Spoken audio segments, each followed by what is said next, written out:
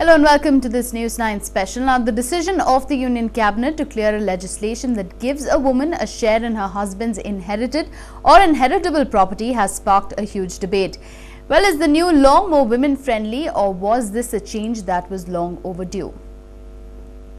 Well, this is the topic that we are going to be discussing today. A wife will now get a bite of the hubby's property, and this includes the ancestral, inherited or inheritable property as well.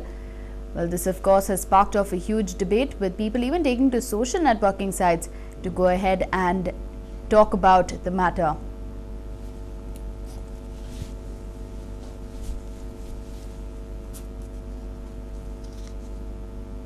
Well, of course, this is a debate that's been sparked off, and this after very recently the government has gone ahead and given a nod to it. But the fact remains that the quantum of property that will be inherited by the woman who's getting divorced will be dependent on the judge. What is your take on the matter? Do you feel that this new law is more women friendly, or is this a change that was long overdue? Share your views with News 9. Call us on 080-2236-0304 or SMS on 5600-6890 with your thoughts. Well, to discuss more on this right here in the studio, first up we have Mr. Kumar Jagidar of CRISP, who works for men who have been affected because of divorces. In fact, that's what he fights for. Second, we have Mr. Deepak, who is a victim himself. Thank you so much for joining us here. And third, we have Mr. Virag Dhulia, who's the head of general studies at if you could just tell people. Research. Okay, so what do you do basically? So the Confidere is the first ever men's rights community center that has been started in India, and it has been started with an objective to support victimized and distressed men, to give them guidance and coaching when they face crisis situations in life, especially in their marriages. And we have been operating for the past 2 years, and a lot of people have benefited from our services. We also run a domestic violence shelter for men who don't have anywhere to go, face violence at home and can't stay anywhere. They come to us for staying in that shelter. And also, apart from supporting victimized and distressed men, we also indulge in conducting research on what are the laws and social attitudes that affect men adversely, what are the problems and issues that are faced by men, and create awareness about the same in the society, lobby with the government and the media for the same. Right. Well, we'll also be joined in very shortly by Ms. Pramila Nisargi, who is a women's right advocate. She will also be joining us here in the studio. First, I'd like to ask you, Mr. Kumar Jagidar, do you think this is a step in the right direction? This is not at all a step in the right direction. This is not family friendly act. The thing is, it is more towards impressing the women organizations to ask for the rights. What about the duties? In fact, the worst affected, see, a family consists of husband, wife, children. So, and there is nothing to talk good about the husbands. It is anti-men. What about the children? There is, we are fighting for children. 40% of our country, is below the age of 18. What if the father and mother, they divorce, and the 50% of the ancestor property goes to the wife, and this 50%, if she misuses or marries again, or the stepfather takes away, what about to the best interest of the children? Because this is the heritage, we have got that the property of the ancestor should go to the children. Now there is no guarantee the children will get. In this fight, I think the children are the worst affected. Right. What is your take on this? I mean, given the fact that you fight for men, just like Mr. Kumar Jagidar, what's your take? See, first of all, I would say that this bill is totally unconstitutional. Reason being, there is a provision in this law by which only a wife can oppose the divorce, husband cannot. We have a provision in law called Audi Altem Partem, which basically says that everyone must be given a fair and free chance in the case of trial before the order is passed.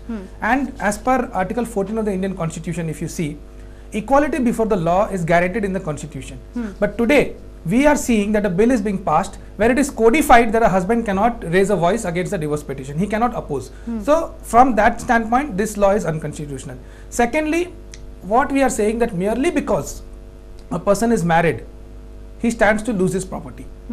Whether the marriage is of 1 month duration, 2 month duration, 10 years duration or 20 years duration, it makes no difference. There is no proper way by which the economic contribution of a wife is being calculated as to how she is contributing towards the property. No one can contribute into building a property in just 2 months. These factors are completely being sidelined.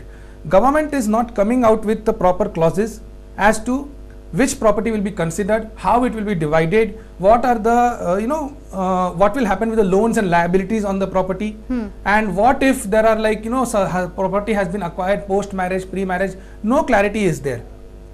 Second part is, why should I part with my property just because my marriage did not work? Very recently the central government has passed an order which says that backdated promotions will not be given any longer, which means they are saying no work, no promotion. Same here, no work, no property. If one does not work towards building a property, why should one get a right?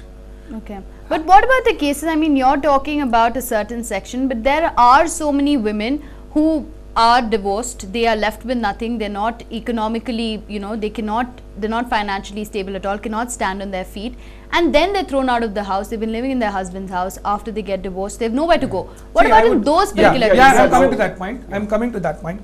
See, first of all, when we use language like they're thrown out of their house, it actually creates a prejudged notion that they have been thrown out. What if the woman leaves willingly? We don't know. Second thing is, where was he staying? No, but there are a lot of cases where this happens. Where was he staying before the marriage? Was he staying on roads? No. What about her right in her ancestral property? Why are we forming every law that just targets the husband? We just form every law to bleed the husband financially. I don't understand this. Take away husband's property, take away husband's money, put slap cases on husband. Everywhere we are just targeting husband. We are making marriage as a crime for Indian men. I don't understand why we are having such a bad social mindset wherein we are just targeting husbands for no fault of theirs. You look at the suicide statistics. 65,000 married men commit suicide every year compared to 32,000 married women. Who is going to talk for those husbands? Why are those husbands committing suicides? Has anyone ever tried to look into those issues? Today, if a husband walks into a police station with a complaint against his wife, he is ridiculed at. But at the same time, if you compare the number of dowry deaths to, don't compare women's suicides, compare dowry deaths to it. If you are talking of dowry deaths, deaths, then let me tell you, the very definition of dowry death is flawed. It says that any unnatural death within 7 years of marriage is called dowry death. Then how do you differentiate between how will you determine that? See, that is a problem with the law, but the fact remains that so many cases come to light. If the problem is with the law, then the statistics collection is also a problem. I got some statistics for you. See, as per the NCRB, which is the officially run by the Home Ministry, National Crime Record Bureau, 98% of the cases which are booked under Section 498A, which is the Dowry Act, are proved to be false cases and the accused is acquitted. Okay, this is on record.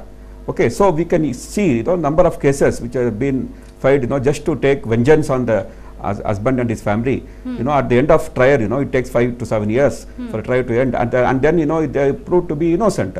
And there is no opposite cases, for the lady who has put a false case, that to give punishment for her. This man, once the complaint is filed, the lady walks out. The matter is between the state versus the accused. So this man will be, the entire family has to go and come to this thing, and where is the justice? So I fear that this 498A has to be immediately scrapped. The way number of cases, the suicides are going on, and everybody knows the misuse is more than the usage.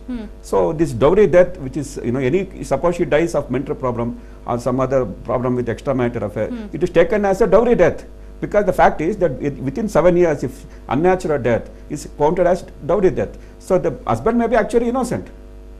So for that reason, he has to stay in the jail, and to come out it takes so many years.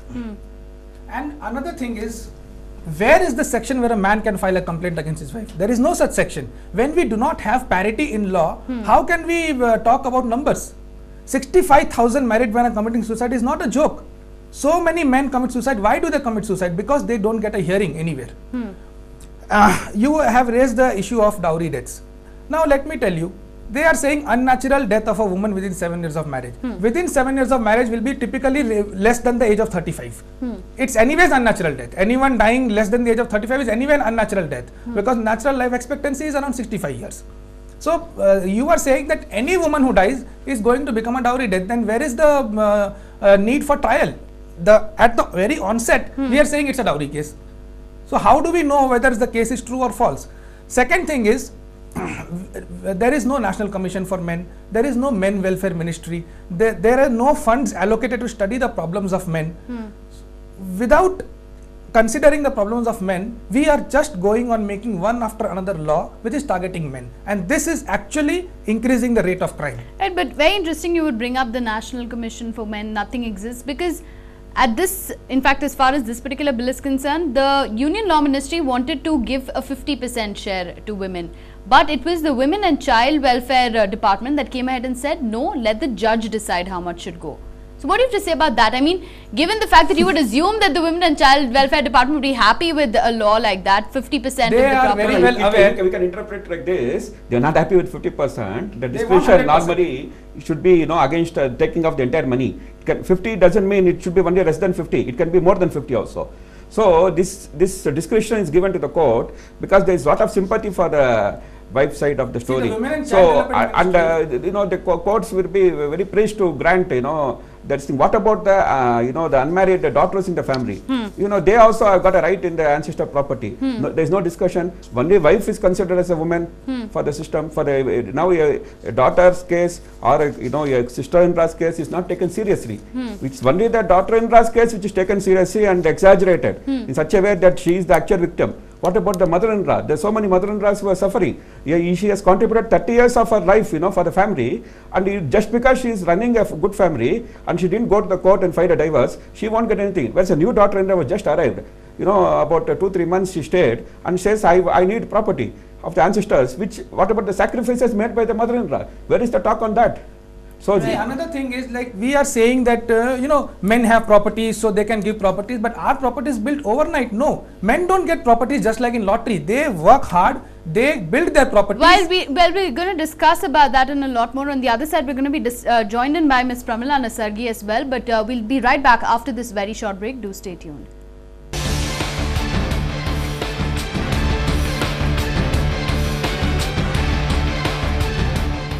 Welcome back. Well, we're discussing about the right to inheritance in her ex-husband's property. This is what will most likely become a law very soon. It is something that will be put forth in the monsoon session of the Parliament starting August 5th, and most likely it is going to get passed. But what is your take? Do you feel that the new law is more women-friendly, or is this a change that was long overdue, or whether you feel that this is something that goes against men? Call us with your views on 080-22360304 or SMS on 56006890. Now, to discuss more, we have a colleague Bansi joining us here in the studio. We also have with us Ms. Pramila Nasargi, who is an advocate and also a women's rights activist. Now, Ms. Nasargi, everyone here feels that this will be an anti-mard law completely. They feel that it will go against men in all ways possible. What is your take on this bill? Not correct. There should be something good. They must think good for the ladies. I am not concerned with whether it's women friendly or man friendly. It is a society friendly. Safety of women and safety of the society and safety of the family. That is what is contemplated under this. See, in America and other places, it's already come. It is in existence for long years. It is it's a man's property or the women's property at the time of divorce. It is divided. No one is grudging about it, and when our own people, when they go to England or America or other places, in America as it is, they are having it. They don't grudge there. But when we come to India, we see there is some sort of block in the minds of the men. Mindset, it has to be open. They must look at the society at large.